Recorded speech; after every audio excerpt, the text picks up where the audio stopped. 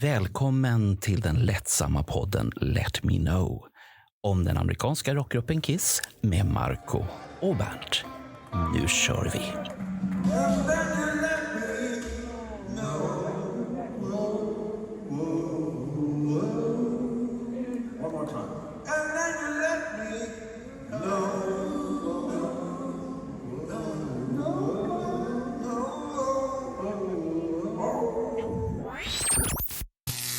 Ja, då är vi välkomna till 2013 igen i Kiss i Sverige-spelningarna här nu.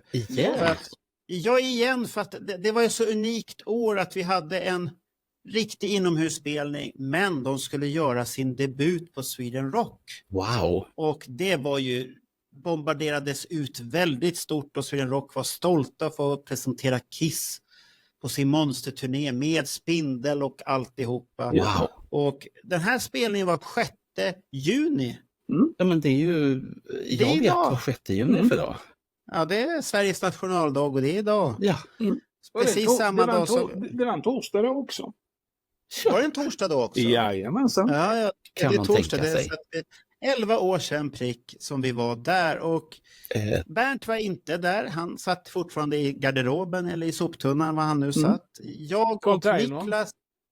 Jag och Niklas var där och jag hade med mig min son Andreas som följde med mig som assistent och jag bodde på hotell Olsson som var mycket fint hotell med bra service och alltihopa. Alla möjliga fina smörgåsar och Andreas sa till mig, ja man märker vad Niklas jobbar med. Alltså, det var Niklas vi bodde hemma hos då. Att han sa direkt man vet och det var väldigt trevligt och Andreas och vi tackade Niklas för det. Det var det låter som ett mycket bra val i alla fall. Ja, det var mycket bra val. De kom och mötte oss på flygplatsen för vi tog flyget ner och så åkte vi till festival och alltihopa där. Så det var riktigt trevligt.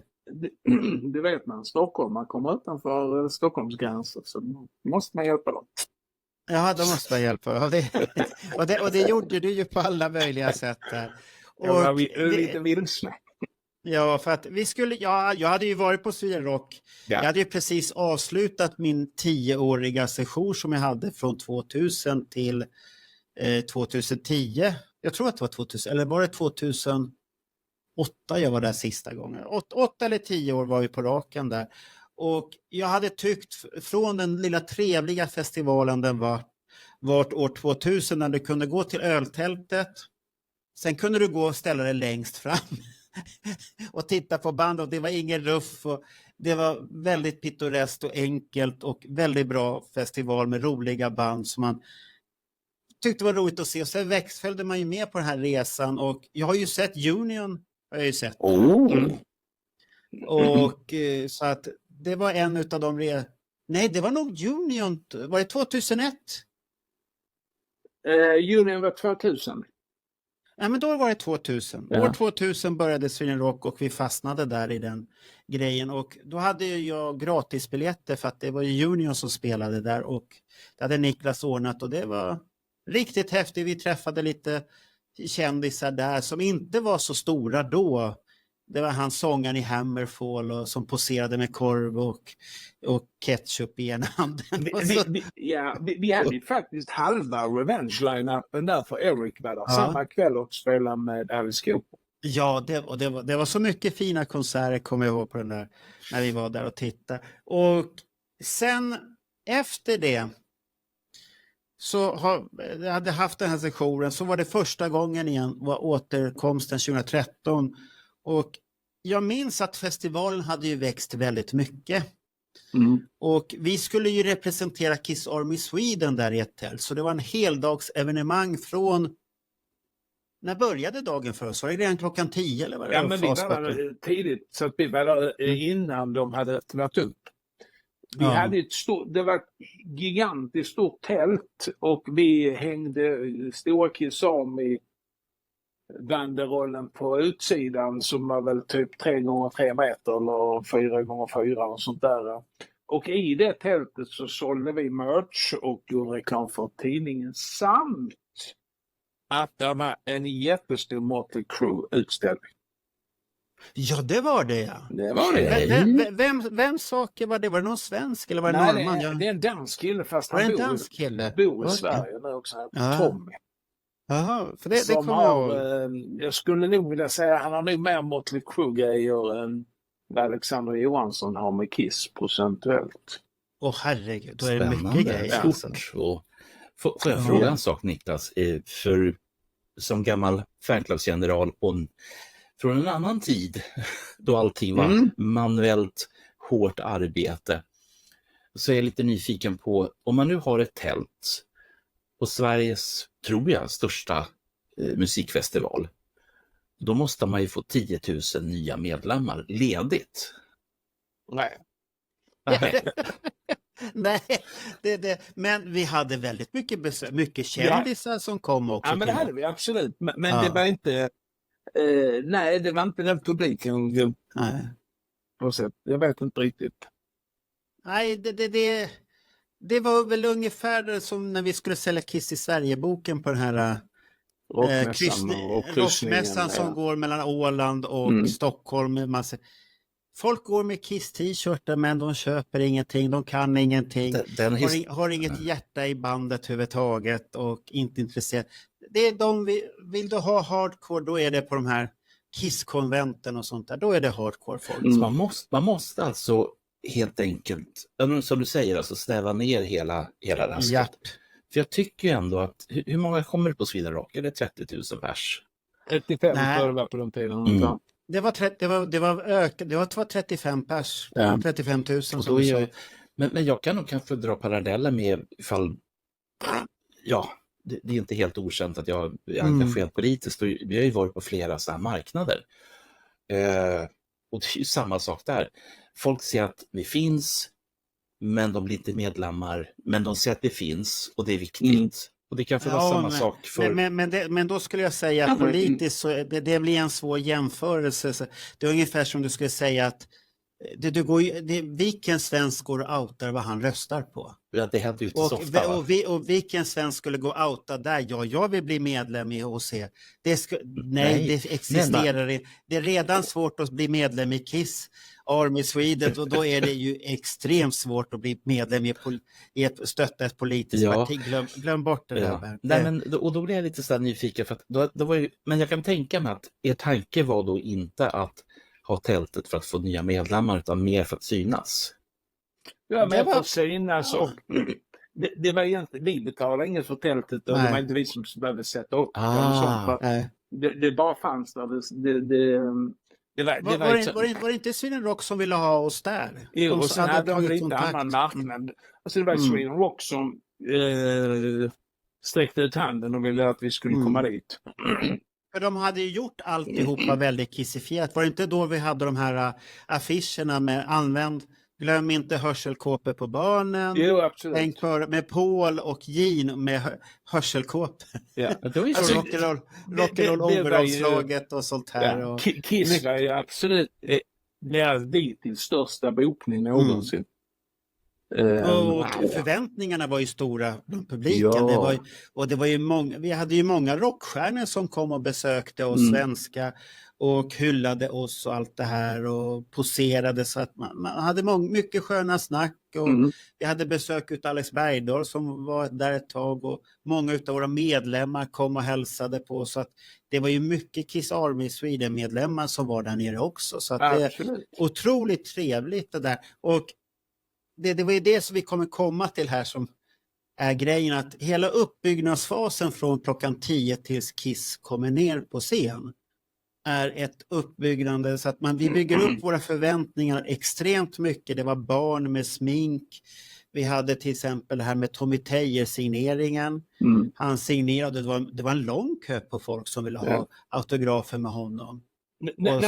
Hela dagen, som ska man säga, det kändes bara som en lång väntan för de flesta, för många människor där, att de hade kommit dit för att Kiss skulle vara där.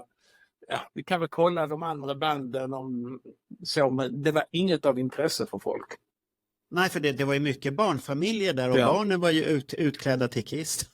Sånt där. Och man tyckte så synd om dem. För svensken har ju väldigt lång medellängd. Är du barn så är det ju svårt och det här är en festival. Så att det blir lite så här, hoppas de får se någonting där i alla fall. Men Tommy Tejers signering där, var du framme vid signering också och titta? Niklas, eller? Nej, men Kiss landar ju från Finland på eftermiddagen ju. Och sen åkte de ju till Sweden Rock. Direkt till Sweden Rock. Och då, när de kom dit så gjorde de ju någon intervju och några grejer. Så sen gjorde ju Tommy Tejer lite senare på kvällen. Och kanske framåt 6-7 på kvällen så gjorde han ju... Det var också Four Sound som hade ett tält där de hade olika artister som var inne. Och han var en av dem under den perioden då. Men det var som du sa, kön var ju gigantisk. Jag tror inte han var där mycket mer än en halvtimme. Och, jag vet inte om du stod där, men jag och Johan Falk, jag tror... Jo, men jag var där. Jag tog ju bilder. Jag stod ju och pratade med Johan Falk. Ja, men vi stod där hela tiden. Och jag sa det till Johan Falk när Tommy Tejer kom där. Backstage och så skulle han komma dit så sa han så fan, han vinglar ju precis som Ace. Och jag sa så här, vad han går in i rollen här.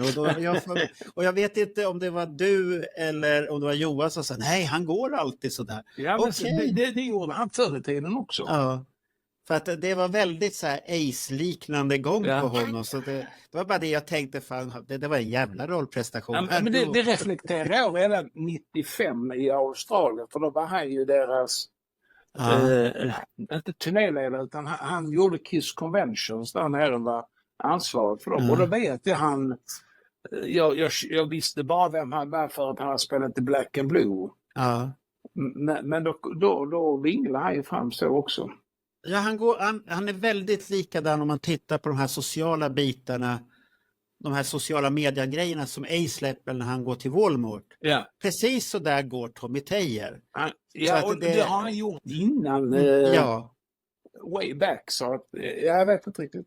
Så att han är ingen kopia. Men det var en trevlig grej och folk var nöjda. Och jag tror jag har lite bilder från det också när jag tog där och när folk signerade. Robert Knutsson vet jag, han var där framme och var så jävla glad och fick autografer och sånt där. En av våra Kiss Army Sweden-medlemmar. Så att, men höjdpunkten sen för mig på det eventet, det är inte konserten utan den här presskonferensen. Som är så jävla rörig och jag bara tänkte så här presskonferenser, det är ju inte mycket att hänga i granen egentligen. Nej, men den finns ju dokumenterad. Den finns dokumenterad och den är, Vi måste ju se en snutt på den. Hello, who wants to talk? Me. Okay guys, so question? You have been here 11 times in Sweden on tours. Can you tell me something about the time in Sweden? This is the 12th time. 12. We are debuting a new song tonight called Satan's Herring. It is. I like it. Just kidding. We're very happy to be here, obviously. The only reason we ever come back here is because it's one of our favorite places. We spent a great time in Stockholm recently, and Sweden Rock is the official big rock festival here, and we're honored to be the headliner. And we will show everybody why we are the headliner. We owe it to our fans.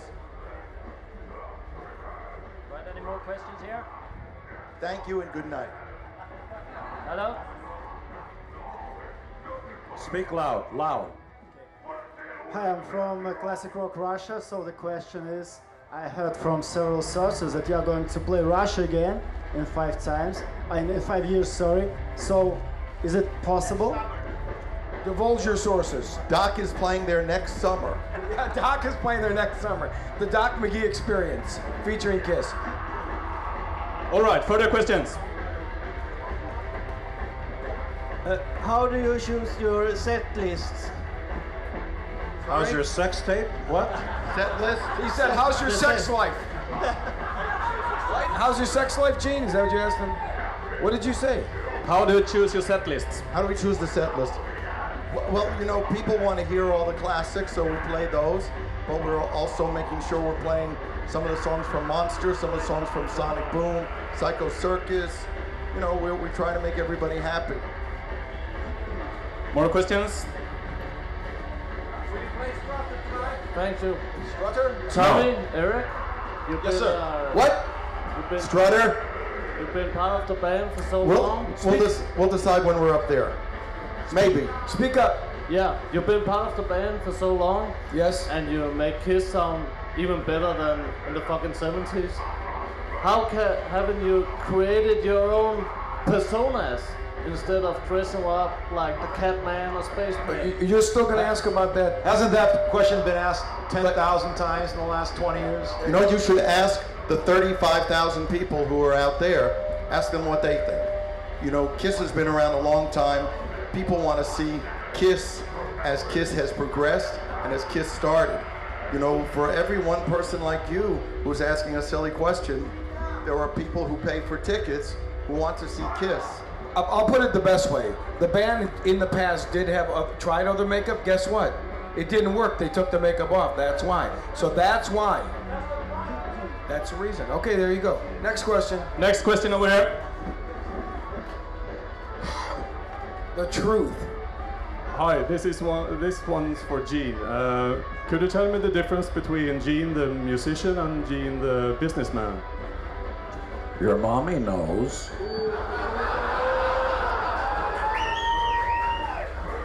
It's all business. It means you gotta be serious about it. We kid around here, we make jokes with you, we take photos. This means nothing. Our bosses are out there. When we get up on stage, we bend our knees to them. We know that this is the most important thing today, tonight, in our lives. We're gonna make sure there is no other day that's important. Not the past, not the future, tonight, right here, Sweden Rock, in front of our bosses. Do you understand? But don't let Gene kid you. He's a great bass player. He tries to pretend I'm just a businessman, entertainer. I don't know. He knows music and he's great. Great answer. First, I got one question for Paul. I'm Henrik from the Swedish Radio. I wonder, how do you think your painting, your artistic painting, have helped you in your creativity in Kiss, and if in what way? My painting, look, everybody should have as many outlets for their creativity as possible. The problem is there are too many people around telling you what is impossible. People who tell you what's impossible are ones who failed. So I am not a believer in that. I'm a believer in trying everything, everybody out there too. Go home, paint, sing, do whatever you want. Let the people who fail tell you it's impossible. You will succeed. But I think he also wanted to know like how your art transcends into, in other words, well, I'll give you an example. Paul designed the stage set you're going to see tonight. So yes, his artwork does translate his creativity. It's not just something he does on a personal side, creatively, emotionally. It translates to what Kiss is. Paul designed, he had a great part in designing our costumes, and he designed the new stage. So you do translate it over. Thank you very much, Eric. That was really well put, Eric. It really was. And it's the truth. One more question they're telling us. Paco, it's the truth. Okay, final question. Hello, I'm Carl from Sweden Rock Magazine. I written a book about you, and I want to know more about the books that you're releasing this fall. And I want to know more about Paul Stanley's memoirs that you are publishing sometime next year. My book will be out next year, and it's time for the truth. Yeah, really. And there's an accompanied video with it, right? It comes with a video. Yeah? Okay, wait a minute, go ahead. I think it comes with a sex tape. Pause. Okay, that's it. Thank you very much, Kiss.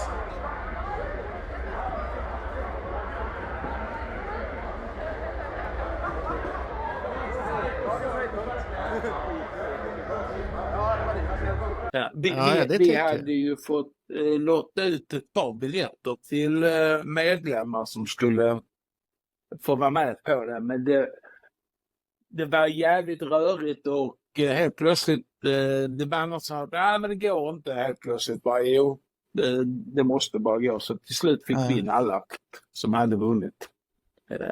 Det var 3 eller 5 stycken alltså, plus vi. Jag tror vi hade nog tickt till oss en 10-12 platser totalt sett eller något sånt där. Men det var mäktigt när de kom in där. Men absolut.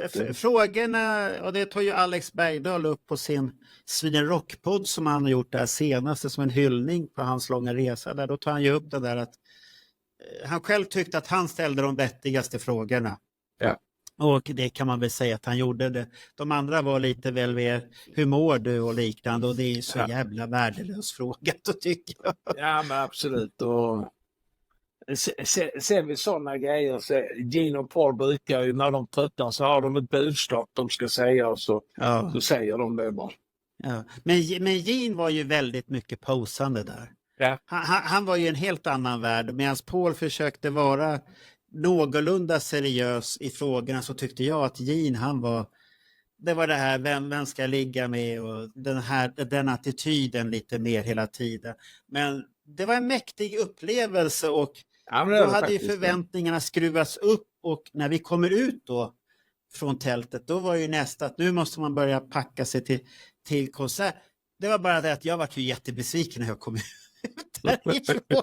Och så ser jag bara, det var ju så mycket folk framför scenen. Så mycket folk, fy fan. Och jag bara stod så här, och vad fan ska jag ta mig fram här någonstans? Nej. Det var bara att acceptera och försöka hitta, men här är en vinkel jag kan stå och titta och det är någorlunda nära. Det var så mycket folk och allt det här. Har vi en publiksiffra därifrån? Just de som bara tittade på Kiss? Nej, du har bara hur många som är på festivalen. Ungefär som du har på Gröna Lund 76. Hur många som var där på hela dagen. Va? Men vi kan väl nog lugnt påstå att det var inte många som hade köpt, som hade biljetter var på området som inte var på plats. Jag tror inte det var många som var på sina tält precis utanför. Nej, alla hade ju förväntningar och förväntningarna var ju jättehöga. Ja. Och det är ju det som är det tragiska där och vi kommer komma till att förväntningarna är så höga, publiken förväntar sig stordåd, nu ska vi få se det bombastiska Kiss med bomber, eld, spindlar som går ut i publiken, trampar på folk och dödar och blodregel och allt möjligt. Det ska vara det här stora, det bästa vi har sett någonsin. Drama. Ja, drama. Och under dagen så har man till och med fått stryka bort band från den scenen för att man har insett att den här scenen Kiss ska spela på, även om den är största, så orkar den är för svagt byggd. Ja. Så att man får bygga om den under dagen och stärka upp den. Vilket gör att man får stryka något band och flytta dem till andra scener. Och i slutändan är det ett litet band som inte får spela alls. Ja. Och det är Spindeln som har gjort alltihop. Denna jävla spindel. Den skapade kaos där, Spindeln. Och den kanske skapade, som du sa i det förra avsnittet där när vi var i Stockholm, att den skapade nog kaos på många ställen där de skulle spela. Och därav användes den inte sen så mycket längre för att det var för mycket krångel och för mycket jobb med det helt och hållet. Jag tror man fick samma problem med i Österrike och sånt på festival också. Ja. Men när vi stod där, kommer du ihåg känslan när det började mullra? Min känsla var liksom så här liksom, äntligen ska vi liksom visa vem som är störst, bäst och vackrast. We want Kiss! We want Kiss! We want...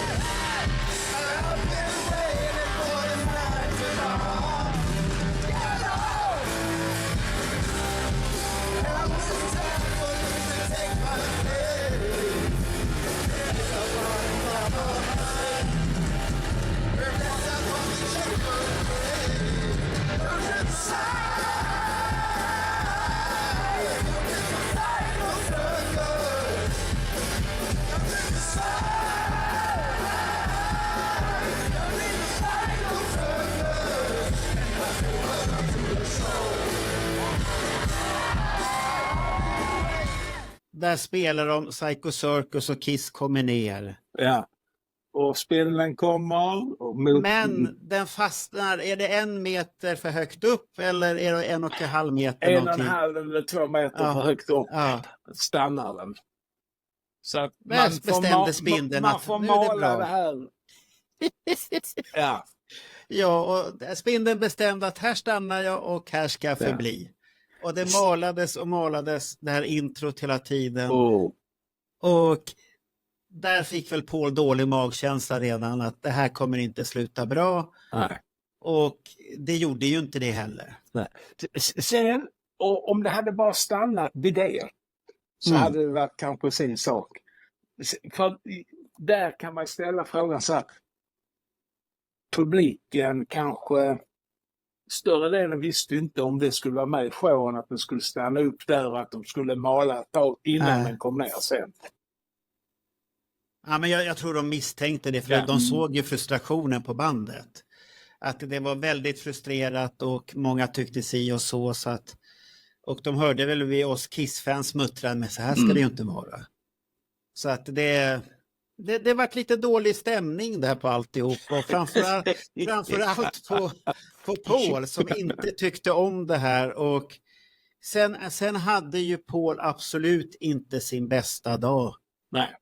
Jag kan ju tro att det här var bland en av de sämre dagarna han hade på jobbet. Ja, för något virus hade hoppat på honom i Helsingfors, om vi ska försvara honom där. Ja, alltså de sa ju sen att han hade fått bronkit. Det kan säkert Bernt förklara mer vad det är. Att det är inget du vill ha i alla fall, och det har med luftrören att göra. Så att, du sjunger inget bra av bronkit. Nej, han får inte tillräckligt mycket luft i dem, och sen har han ju problem med rösten sen innan och sen inte få tillräckligt luft och kunna pressa ut det heller, då blir det ju problem. Ja.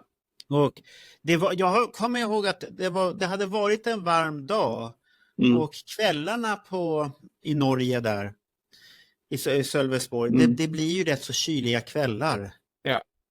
Så att det är ju inte världens varmaste plats när man ska se på konserter. Och det här var ju jag kommer inte ihåg, var de sista bandet på den? Ja, det var de. De var sista bandet, för de gick på typ 11 på kvällarna och sånt där. Ja, och det är ju sent där. Ja, men redan ett par låtar in så fick vi en skillnad. Det blev ju att Heavens on Fire plockades ju bort och man satt in Calling Dr. Love, så vi fick vi fick flera Gene-låtar på rad. Jag tror det var 3 eller 4 Gene-låtar på rad, vilket du aldrig får i Kiss-show.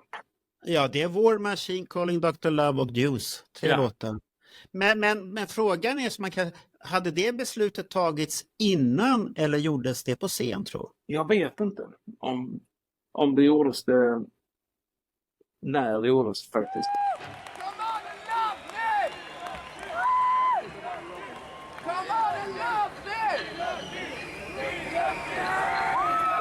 All right, Sweden.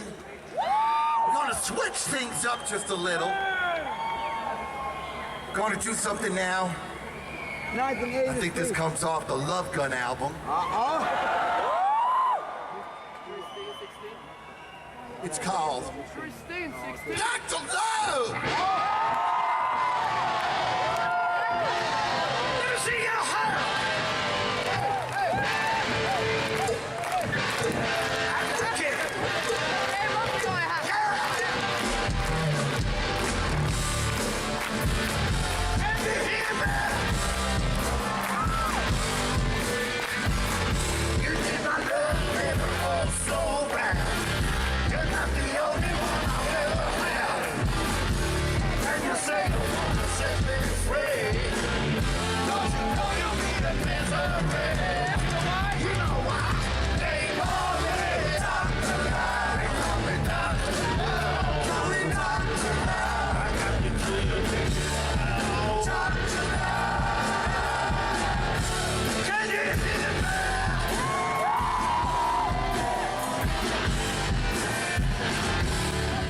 Men det som ni pratar om nu är det här lite intressant, eller så hänger jag inte med. Men om låtarna plockades bort, de finns fortfarande kvar på setlist. Alltså, det finns en sajt för... Nej. Ja, den skulle ju ha varit med istället för Calling Dr. Love. Ja. Heavens of Fire ingick ju i det här och den kommer ju till... Den kommer tillbaka sen. Den kommer tillbaka. Men den skulle ju vara med, men Paul hade väl kommit fram till att det här kommer inte fungera. Ja, han har ju bara kört ett par stycken för att de inleder med Psycho Circus eller Shout It Out Loud, vilket är något man delar på ju. Ja. Sen är det Let Me Go Rock and Roll, I Love It Loud. Så jag menar, Paul har ju... Ja, och sen kommer Hello Hallelujah. Ja. Sen kommer Erased, som du sa, War Machine, Calling Dr. Love, Deuce. Sen är ju Porsche... Say Yeah. Say Yeah. Sen är det Shut Me och Out of This World. Det är ju han är ju inte tillbaks förrän på Lick It Up igen. På Lick It Up igen, ja. Och Love Gun, Rock'n'Roll All Night, Detroit där på slutet försöker han ju vara med. Black Diamond är ju inte han heller förutom introt. Det är ju lite spännande när man sitter och tittar på det här nu 12 år senare och ser att man byter ut Heavens on Fire mot Calling Dr. Love. Den här stackars låten som vi blir plågad med turné efter det. Ja, men då tyckte vi att det var bra fortfarande. Inte 21 och definitivt inte 22, det kan jag bara säga. Nej, men här 2013 så var det här okej. För att det jag har minnen, det är ju att Paul hade det jobbigt. Gene ställde upp, han fick ju stötta sin kompanjon där på alla plan. Och det gjorde ju bandet själva. Bandet var väl inte dåligt, men de var inte på topp heller, någon av dem, för att de kände att det började redan med den här jävla spindeln som fastnade, och de har redan vetat om innan showen att Paul har ingen bra dag idag.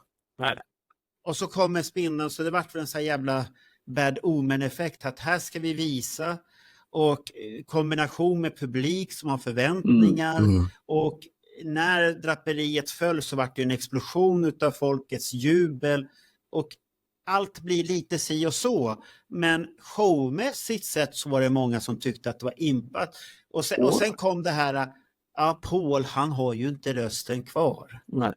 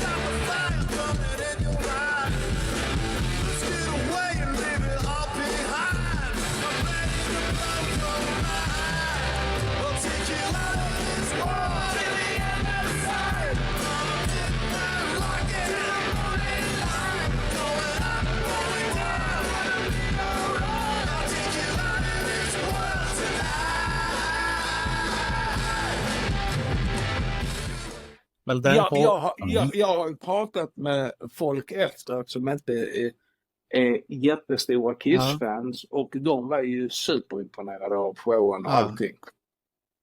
Att bara lät inte så bra. Men de såg kanske inte riktigt. Jag kommer så väl ihåg att jag tyckte så synd om Paul, för jag har aldrig sett Paul uppträda på en scen med så lite självförtroende som han hade. Han gömde sig nästan på scenen. Han mådde inte bra, för det vet jag. Det ser man på bilder. Jag tycker han ser ledsen ut där. Att han inte kan framföra det han ska. För att om ni pratar om hans sjukdomsbild i det här läget. Jag har kollat lite grann under tiden som ni har berättat om spindeln som nästan kom ut. Och då är det ju som så här att normalt sett så låter man det här självläka 2 till 3 veckor. Och vad hade hänt då i det läget? Det kändes ju utifrån det här så handlar det ju om att han har tagit den förlaget och tänkt att hur farligt kan det vara? Hur mycket problem kan det bli? Men det här ska ju läka i 2 till 3 veckor. Men lägg till det här som vi hade, hon sångerskan i The Gems. Ja. Hon förklarar ju det att flyg, det är det värsta som finns. När man ska flyga med aircondition och alla har på det, och det är inte bra för rösten och stämbanden framförallt. Och de hade ju kommit från Helsingfors. Och då tänker jag som så här att om det är så att han hypotetiskt blev smittad i Stockholm, han får med det här, nu behöver inte ens ha blivit smittad, utan precis som du säger Marco, att det kan ju vara omständigheter på något plan som gör det här. Och han kanske känner av det i Helsingfors men tänker och sen så har de lite ledigt. Han kanske är sängliggandes under några dagar och tänker och sen så kommer man ner till festivalen och så står man på scen förväntansfull och så vidare, och så bara tänker man när man tar de här första sångtagen liksom att nej, men det här funkar ju inte. För det där biten såg vi ju inte på presskonferenser, för där stod de ju allihopa väldigt så här, det vi ska visa, och sen bara var det en halvtimme senare så föll alltihopa. Och det är därför, och vi pratade ju om det för en liten stund sedan, det här med, visste man vad man skulle byta ut för låtar då? Eller? Ja, det är det jag undrar, eller gjorde man det bara på scen rakt av där? Du får fortsätta Gene. Och så fortsatte Gene istället att spela den där. För han spelar ju den på de här soundchecken, eller meet and greeten. Då var det Christine 16, men Calling Dr. Love kan han säkert i nattmössan. Det är man faktiskt en intressant diskussion där vi skulle kunna göra det, att man får titta tillbaka på YouTube, plocka fram Sweden Rock. Hur var det här precis innan Heavens of Fires, efter War Machine? Var det något snack på scenen? Ser du något mellan Gene och Paul som liksom, här säger de någonting till varandra? För något har det ju hänt, och det är frågan, händer det innan eller precis på scen där? Men sen på den här tiden så var ju scenshowen var ju annorlunda. Det fanns ju möjlighet att kunna improvisera. För att om det här hade hänt, vi säger 2022, med allting som är datoriserat och leddat och fan hans moster, hade det funkat idag? Hade man kunnat improvisera på det här viset? Jag tror att de har backup-planer. Men samtidigt hade inte detta hänt idag för 2022. Kan du förklara varför inte detta hade hänt idag? Då, om vi tar upp det. Då kunde ju Paul sjunga oavsett. Ja, han kunde. Okej, hade det löst sig redan 2017, det problemet då? Nej, det var ju i samband med... Var det 2022? Nej, 2019. I samband med att man startade End of the Road. Fast Niklas, jag har för mig att jag hörde en intervju med Doc McGee från 2022 där han säger att vi har inga backup tracks. Nej, men det säger ju alla. Det säger ju alla. Jag säger bara, lyssna på Alex Bergdahls senaste podd om Sweden Rock, så tar han upp Ozzy där och han säger en rätt så intressant sak, att Ozzy spelar en udda låt och man hör inte ett jävla skvatt vad han sjunger riktigt och så. Och sen kommer No More Tears och han sjunger briljant. Vad hände på de här minuterna? Varför kan han inte sjunga där och nu kan han sjunga? Det är ju inte så att det kommer någon mirakel helt plötsligt. Ja, men det här låter kan jag sjunga bra. Det är någonting som händer. Det känns lite styggt att spekulera i det. Det gör det. Ja, och det är ju samma som jag sa till Johnny om det här när vi pratade om det här med Paul och det här. Då säger jag, det man skulle ha gjort det för länge sedan på, det är Vince Neil. I Mötley Crüe. Ja. Men det är lite för sent att göra det, att du ska helt plötsligt höra vad han sjunger. För det har du ju inte gjort de senaste... Nej, alltså han vet ju då. Jag kommer inte ihåg när vi hörde han sjunga rätt. Nej. Var det på 80-talet senast där, eller på deras Dr. Feelgood-turné 90? Sen dess har det varit pannkaka. Ja, men har ni inte sett, nu ska vi inte ta Mötley Crüe, men där de lägger ut vad man tror han sjunger. Ja, det är så. Men vi hade faktiskt den diskussionen i butiken. Det var någon som sa, ja men Mötley Crüe, ja men jag sa det, vi går dit och vi kan ju deras låtar. Ja. Du kan Looks That Kill, du vet vad han ska sjunga. Det är därför du accepterar det. Men den som inte har någon aning, det måste ju stå där under. Fan, är det han som sjunger egentligen? Så hör man, ja, men det låter för jävligt egentligen. Ja, så att det är en pengamaskin. Och så påstod de att Mike Mars var slut. Ja, du Vince Neil, du är nog slut för länge sedan. Absolut. Ja, så att men nu återgår vi till det här, att det här var ju en... Setlisten var väl inget, det hände ingenting speciellt förutom Calling Dr. Love där. Och var det här en av de sämre spelningar du har sett med Kiss? Svar ja. För mig var det här det sämsta jag har sett. Ja. Och det var inte det att jag tyckte att det var dåligt musikaliskt eller så, men det var det att jag led med Paul. Ja. Att min stora stjärna kan inte leverera tyvärr. Den och faktiskt Tönsberg i förra sommaren. Ja, den har fått mycket kritik. Kan du berätta vad som hände där för de som inte Kiss var med? Kiss var ointresserade, det kändes som de redan var på väg hem. Paul sa Oslo, han var inte fokuserad. Ja. Det var något som hände i början, de hade inte ens You Wanted the Best, för musiken gick igång innan. Och det var dåligt väder, det var skitscen, så mycket mindre än i Dalhallen nästan. Nej, de hade ju inte använt alla grejer ens en gång. Nej, de fick inte in alla, de fick in fler träffar i Dalhallen, de fick in där. Nej. Så du har två dåliga konserter. Vad gör man bäst om en konsert är dålig? Drar man av det på spellistan? Nej, det har ju varit där. Den får ligga där, men den är ju inte sådär. Jag pratar med Kiss, så tar man väl inte upp den här spelningen och diskuterar den här. Nej, man diskuterar inte den. Nej. Det är ju ungefär som det finns en annan, om man ska hoppa in på det. Hur räknar man en spelning där man får avbryta konserten efter 8 låtar? Är det en hel spelning eller en halv, eller vad räknas det som? Ja, det är ju en konsert fortfarande, tycker jag.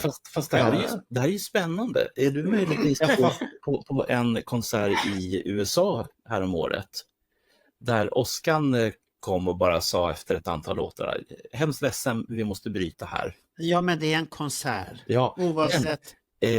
Sen fick de ju komma tillbaka en annan gång. Ja. Är det 2 konserter då? Eller är det fortfarande det är 2 olika konserter. Det är 2 olika datum, 2 olika konserter.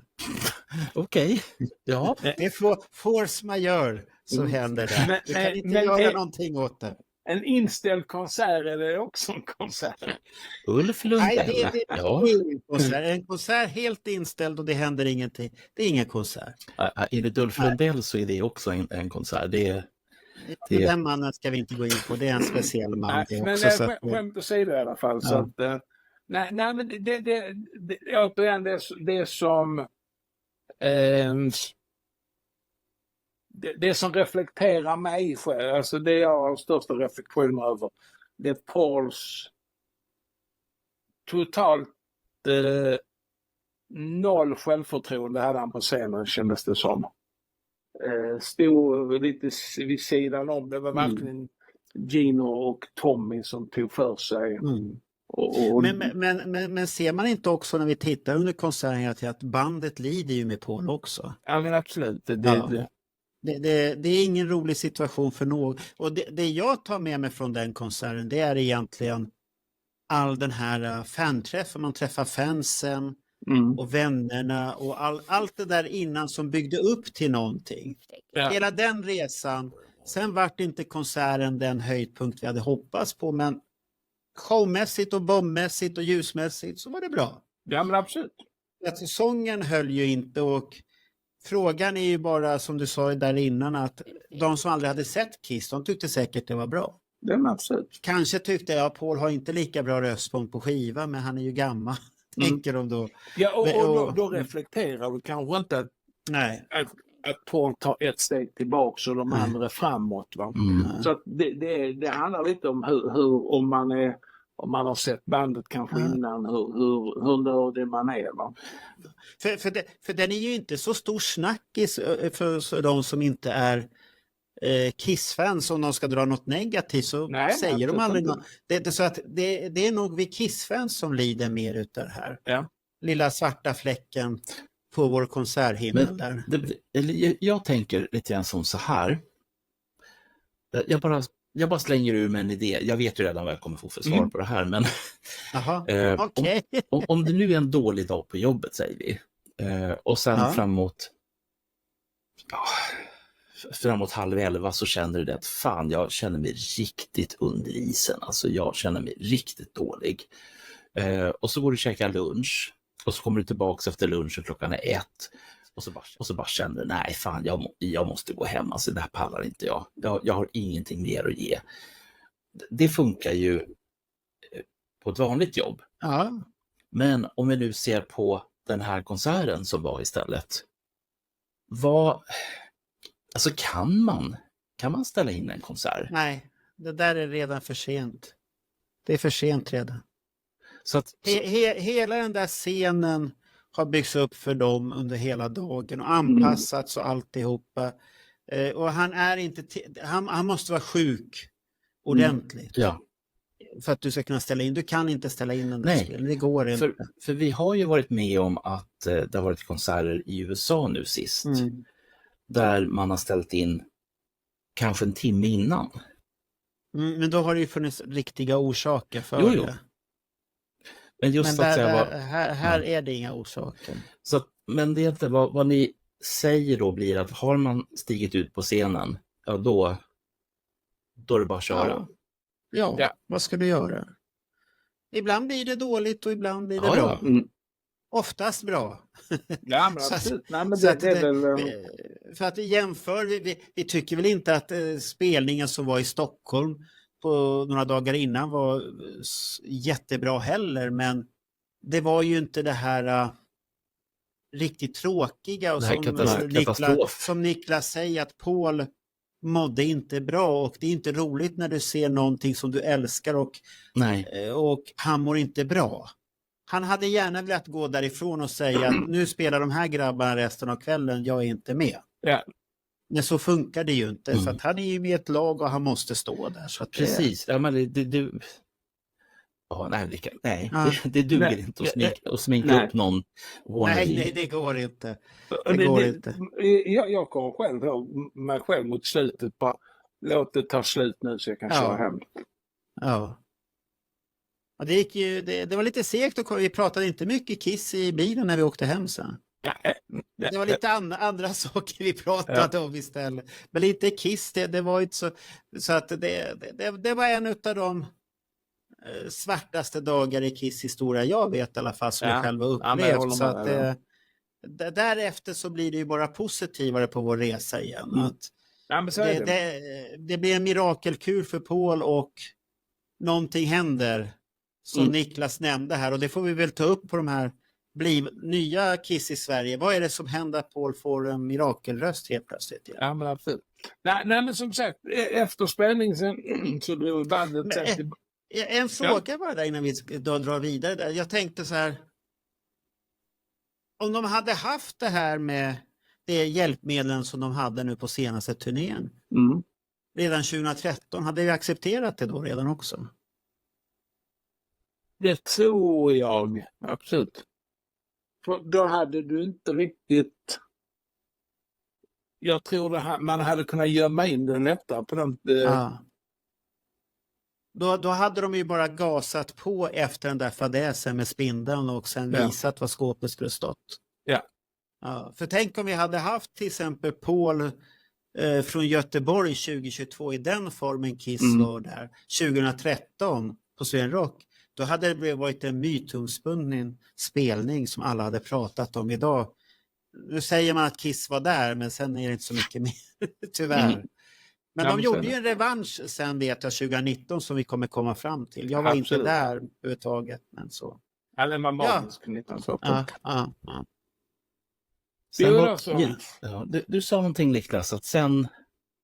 Nej, men sen efter spelningen så lämnade de och åkte in till Kristianstad, där de bodde.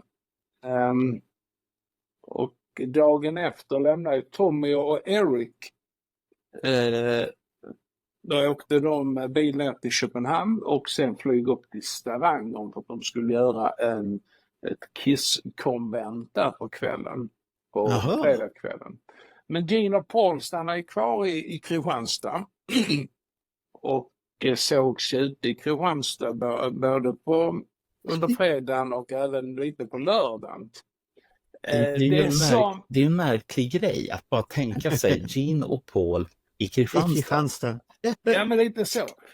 Dock ska det sägas att Paul, men det finns inga riktiga uppgifter med att han ska ha uppsökt en doktor i Kristianstad. Och titta på detta. Och då kanske man inte visste man om bronkiten innan? Eller akut ärende. Jag vet faktiskt inte. Nej. Han kanske behövde så här spray så här. För att öppna luftvägarna. Det kan ju vara så enkelt. Så tittar man sen på spelningen i Stavanger på lördagen, om man tittar på det, ja, men då är rösten mycket bättre direkt igen. Och jag såg sen ytterligare på måndagskvällen så är de i Köpenhamn på Forum. Och då var det precis som Pauls dåliga dag på Sweden Rock. Den var som bortblåst. Det måste varit en härlig känsla att få uppleva det. Ja, det är fantastiskt. Vad skönt. Men det kanske vi har det här med hur viktigt det här självförtroendet är även för världsartister. Att bara för att du är en världsartist betyder inte det att du är avsaknad av självförtroende, utan du är liksom samma skrotekorn som vi andra. För det kan man ju ibland, till exempel när man har gått in i en podd och så har det varit en sån här dag som har varit skit och pannkaka innan. Då finns det två lägen att köra. Antingen så ställer man in eller så kör man. Och kör man, då kan det hända antingen att det blir jättebra eller att det blir så här. Men så kan det ju hända. Och jag menar, då är vi ändå vanliga dödliga, Mark och jag. Vi är inte Paul Stanley och Gene Simmons. Nej. Vi kanske får sminka oss något avsnitt för skojs skull. Ja, det har ju gått rykten om det, har jag hört. Att vi ska sminka oss? I en podd. Jaha. Jag har hört rykten om det, jag vet inte om det är sant. Jaha, då får vi väl göra det. Bernt som Billy Vincent, det ser vi fram emot. Nej, inte den där jävla vingmutten igen, fan. Jo då. Vi får väl ha någon omröstning. Ner med han i skåpet där. Men ska vi tacka för den här resan, och vi kanske får återkomma till dig, Niklas, på någon mer spelning när det gäller Sverige, för att du är duktig på, du har ju varit på allihopa där, och Bernt har ju också varit, han kommer in i bilden. Är det 2017? Han kommer in sen. Är det 2017 du kommer in igen? Ja. Ja, det är bra. Då är det lite mer stöd. Då kanske han ska liksom... Vad har hänt utanför garderoben? Hur ser det ut nu? Ja, men det var rätt så roligt. Det är som att börja om igen, va? Vad har han upptäckt för något nytt i Kiss egentligen? Sen 1990. Det var en bra idé. Nu har Kiss förändrats sen förra gången. Nu är ni så här jävla jobbiga igen. Ja, men det var en bra idé. 27 år senare så... Vad har hänt med Kiss? 27 år. Marco, skriv ner där på en lapp och sen så bränner du upp lappen. Det är jättebra. Nej, det där. Niklas kommer med mycket bra programidéer så att det där ska vi skriva upp och förvalta väl. Det var en bra idé det där. Tack så jävla mycket. Har de gjort några skivor? Ja, vad visste har de smink?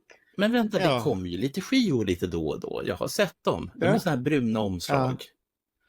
Och så står det off på dem allihopa. Det är väl nytt? Förra gången så hade de någon sån här resegrej. De hade en egyptisk resegrej på scenen. Ja, just. Det kommer jag ihåg. Jag minns det som det var igår. Jag var faktiskt där. Ja, det var... Alltså han är död, han trummisen som var förra gången jag såg dem. Ja, men då har vi ett perfekt avsnitt. Nej, det var spikat. När vår resa fortsätter så är det spikat. Och jag kan berätta om mitt Göteborgsäventyr då också. Att då fick jag bild med bandet och allt möjligt där. Och sånt där. Jag har också bild med bandet. Ja. Och då hade jag också en kvinna med på konserter. I Stockholm, Ja, just det. Det var Camillas första Kisskonsert.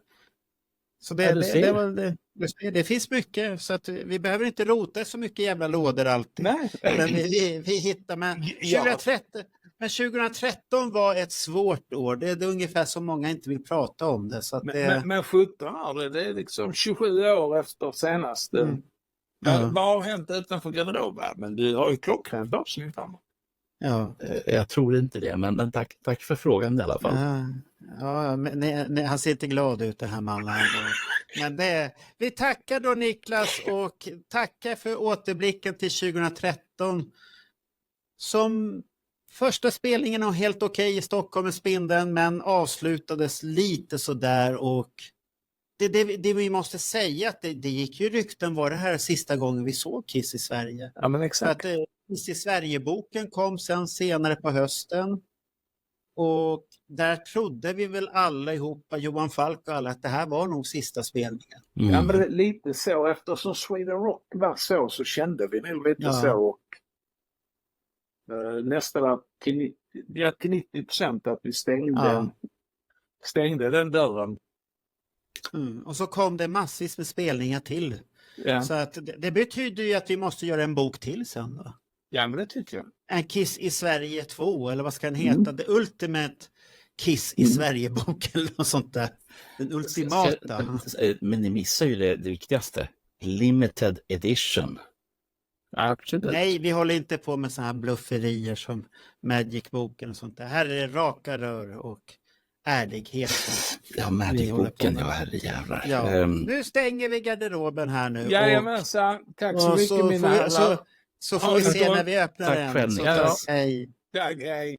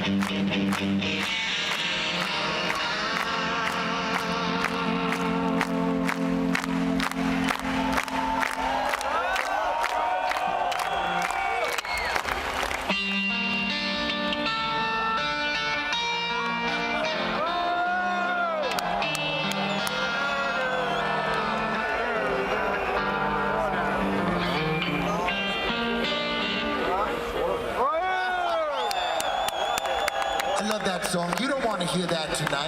Yeah! You want to hear one more Kiss song. All right, Sweden. We need the Kiss Army to help us out with this. Here's what I go. Out on the street for a living. Pictures only begun. You go.